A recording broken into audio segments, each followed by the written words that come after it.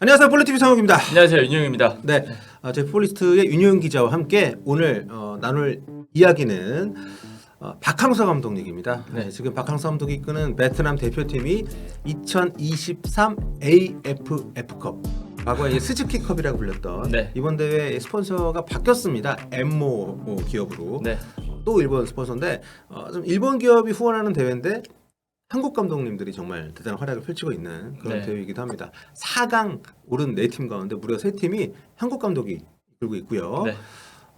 그래서 참 여러 가지로 우리에게는 박항서 감독님 덕분에 국민적인 관심이 일단 높아졌던 그런 대회인데 네. 이번 대회에서 일단 이 얘기는 하고 넘어가야 될 것 같아요.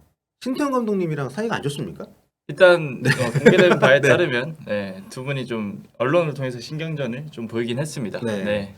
4강에서 이제 신태용의 인도네시아 그리고 박항서의 베트남 이렇게 붙었었죠. 네, 그렇죠. 홈앤더웨이로 2경기를 치르는데 요 두 분이 이제 기자회견장에서 신태용 감독이 약간 좀 선제 공격을 했다고 해야 되나? 베트남이 너무 잠근다. 그렇죠. 네. 이런 얘기도 했었고. 그리고 좀 베트남 축구가 너무 거칠다. 뭐 이런 식으로 좀 SNS에 쓰기도 했고, 그래서 심판이 좀 더 이런 걸 잘 봐야 된다. 네. 이런 식으로 좀 남기기도 했습니다. 그렇습니다. 네. 경기장에서도 서로 악수를 그러니까 누가 했는데 거절하고 이긴 게 아니라 서로 그냥 이렇게 예, 지나갔어요. 그냥. 지나가고 네. 뭐 그런 근데 보통 우리 정서에 따르면 신태용 감독님이 훨씬 후배니까 와서 먼저 인사하고 네. 박 감독이 받아주고 이런 그림이 우리가 생각하는 일반적인 어떤 그림인데 네.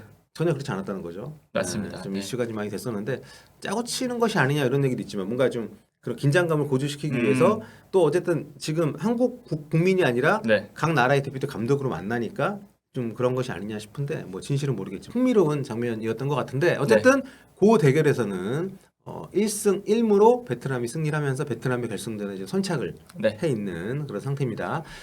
사실 베트남이 이번 대회 들어서 성적이 굉장히 좋더라고요. 네, 맞습니다. 일단은 뭐 6연승 전부 네. 다 달리고 있고요. 다 무실점 경기를 펼쳤습니다. 네. 네. 그리고 뭐 고전한 경기로 따지면 사실 인도네시아 1차전에서 좀 고전했다고 볼 수 있는데 그래도 2차전에서 뭐 해결책을 찾으면서 2대0으로 승리를 하면서 다시 좀 베트남 결승에 진출했습니다. 그렇습니다. 2018년에 그 이 대회에서 베트남 감독 커리어로서 첫 우승을 했었죠. 네, 감독님이. 맞습니다. 네. 그래서 이번에 그때 2018년에 우승을 하면서 네. 베트남 완전 좀 뒤집어놨던 네. 그렇죠. 네, 그런 우승이었죠. 네, 이제 근데 되게 재밌는 거는 그걸로 이제 확 주가가 올라간 박항서 그렇죠. 감독이 이제 마무리를 이 대회에 좀 우승을 좀 노려볼 수 있다는 거, 네, 유종의 미까지 좀 바라볼 수 있게 됐습니다. 작년인가요? 그 마이클 조단 다큐멘터리 공개됐을 때 그 제목이 라스트 댄스였죠. 그런 것 같습니다. 네, 그 이후로 요 용어가 많이 쓰이고 있는데 네. 이를테면 지난 카타르 월드컵 때 리오넬 메시의 라스트 댄스.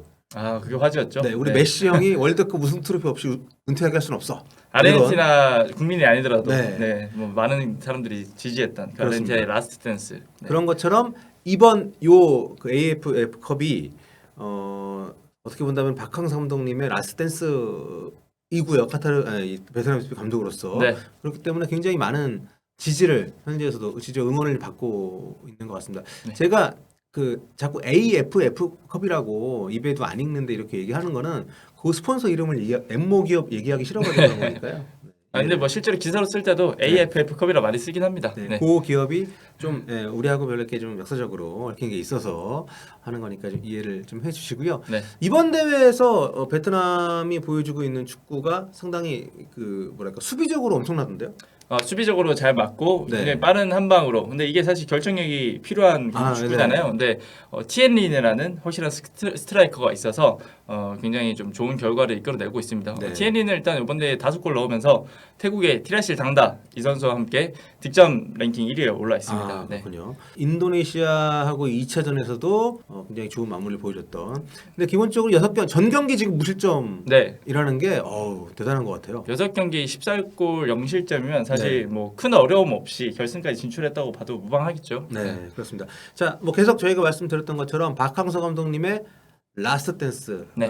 재계약을 이제 본인이 하질 않으면서 2023년 1월부로 계약이 끝난다 그래요. 그래서 이번에 이제 마지막 대회 출전이기 때문에 네. 베트남 현지 매체들도 좀 나름 의미를 좀 부여 많이 하는 것 같습니다. 네, 맞습니다. 막 박 선생님이라는 네. 용어를 쓰면서 또 박항서 왕조가 끝나는 걸 이대로 끝나는 걸 보고 싶지 않다. 네. 뭐 이런 식의 막 워딩을 쓰면서 네. 네, 좀 아쉬워하더라고요. 네, 그래도 좀 마지막은 우승으로 마무리하기 바란다라는 좀 현지 매체 반응이 있었습니다. 네. 네. 그 두 가지 단어가 되게 눈에 띄네요. 박 선생님 네. 그리고 왕조. 네. 베트남에서 이 선생이라는 단어는 굉장히 좀 경어라고 하나요? 네. 그러니까 약간 네. 존칭, 엄청 네, 극존칭. 그렇죠. 극존칭인데 이거를 좀 외국인 감독한테 이렇게 붙여줬다는 거는 박항서 감독의 그런 이뤄냈던 그런 업적들을 굉장히 좀 인정하는 거라고 좀 볼 수 있겠죠. 네. 네. 서 알렉스 퍼거슨 뭐 이런 건가? 뭐 비슷하지 않을까요? 네. 뭐 박 감독님도 훈장 받으셨으니까. 네, 베트남에서. 맞습니다. 그리고 이제 왕조라는 게 현지에서도 인정을 받는다는 거네. 베트남 축구 역사에서 가장 화려했던 시기이고 네.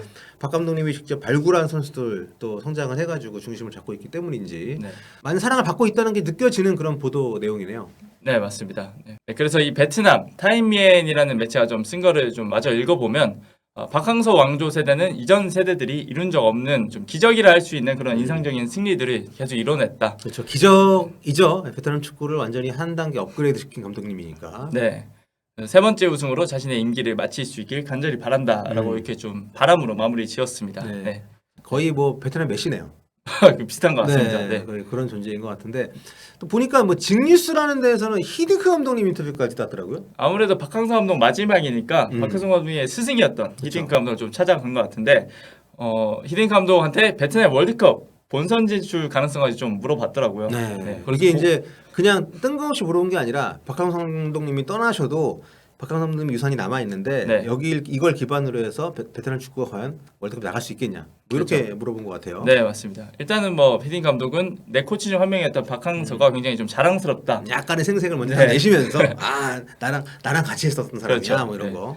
이렇게 얘기를 했고 그 뒤에 월드컵 얘기를 했는데 어떻게 보면 좀 가능성만 네. 얘기한 것 같아요. 뭐 만약에 미국, 멕시코, 캐나다 월드컵에서 본선 진출 티켓이 늘어나면 베트남도 가능성이 있을 것, 뭐 상황이 좀 더 쉬워질 것이라고 이야기를 했습니다. 그렇습니다. 네. 2026년 대회 북중미 공동 개최인데 뭐 사실상 80%가 미국에서 열리더라고요. 네, 맞습니다. 아무튼 요 대회 때 48개국으로 늘어나면서 네. 아시아 진출 티켓이 8.5장인가? 거의 2배로 네. 늘어났으니까요. 사실 베트남이 이번에 최종 예선까지 진출했으니까 충분히 기회는 있다고 볼 수 있겠죠. 도전할 네. 수 있는데 그 부분을 얘기를 해주신 것 같고요. 네. 자, 히딩 감독님 얘기까지 좀 했는데 현지 언론들에서 그러면 후임 감독 관심도 좀 많을 것 같은데 네. 뭐 어떻게 좀 힌트 준 게 없습니까?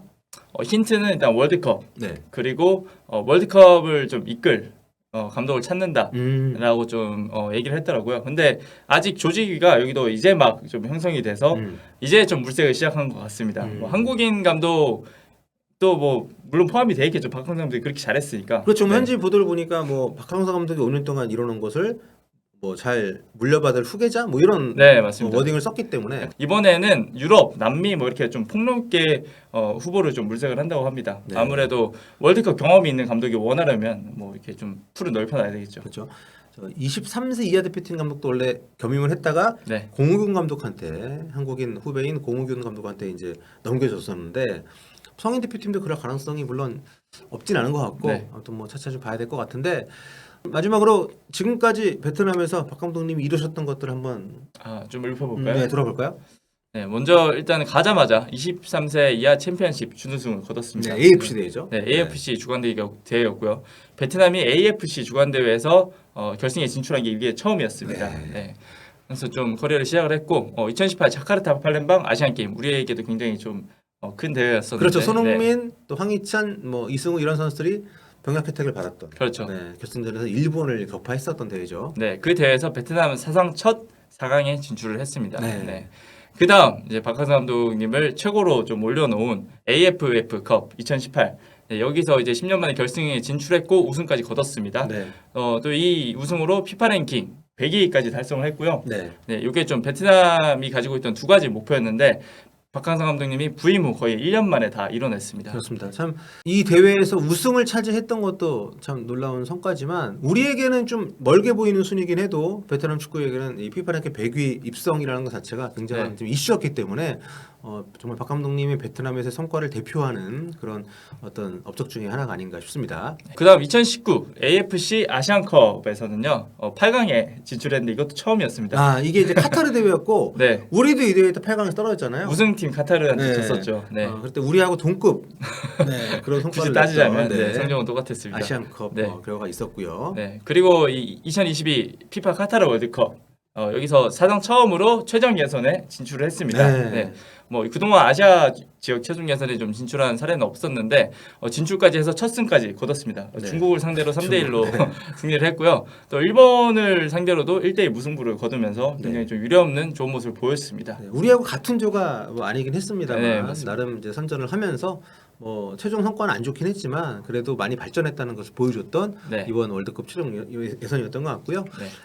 그리고 그 사이에 이제 AFF 그 스즈키컵이라고 우리가 불렀던 네. AFF컵 2020년 네. 대회인데 이제 1년 코로나 밀렸죠. 때문에 코로나 연기돼서 때문에. 네. 2021년에 있었던 이 대회에서는 결승 진출에 실패했습니다. 네, 4강까지 올라갔는데요. 4강에서 태국한테 좀 지면서 네. 아쉽게 결승 진출에 실패했고 사실 이때 결승에 진출했으면 신태용 감독과의 좀 만남이 좀 더 빨리 이루어지지 않았을까. 네, 근데 신태용 감독도 결승전에서 태국한테 네. 지면서 아쉽게 좀 준우승에 머물렀습니다. 네. 자, 아무튼 그래서 이런 어떤 굉장한 족적을 남기고 이제 마지막 대회인 AFF컵 2023년 1월 대회 결승에 좀 올라 있습니다. 우승으로 화려했던 커리어를 매듭 지을 수 있는 정말 박수 받을 때 떠날 수 있는 네. 그런 또 그림이 나올 수 있기 때문에 정말 국내 팬들도 관심이 정말 많으시더라고요. 네. 그렇죠. 정말 중계 유튜브로 하는데 네. 정말 많은 분들이 보시더라고요. 우리 네. 입중계할 때보다 많던가요? 아유, 비교도 안 됩니다. 네. 거의 10만 명까지 되는 동접이? 네. 그 대단하군요. 정도 수준인데 네. 네. 그렇게 좀 많은 관심을 받는 경기에서 우승까지 네. 거둘지 한번 같이 지켜보겠습니다. 거의 그렇습니다. 뭐 우승하면 메시랑 베트남에서는 네. 동급이라고 봐도 되겠죠. 그렇죠. 네. 뭐 메시는 남의 나라 사람이고 그렇죠. 이 베트남의 대회 우승은 정말 자국 축구의 또 하나의 또 이정표가 되는 것이기 때문에 네. 아무튼 박 감독님이 유종의미를 거두고 좀 또 뭐랄까요 좀 개선 장군의 모습으로 네. 땅에 돌아오실 수 있었으면 좋겠다는 생각이 듭니다. 네. 하여튼 뭐 전 국민적인 관심을 많이 받고 있는 베트남 대표팀인데 잘 마무리가 됐으면 좋겠네요. 자 오늘 여기까지 하고 마무리하도록 하겠습니다. 다음 시간에 뵐게요. 네. 안녕히 계세요.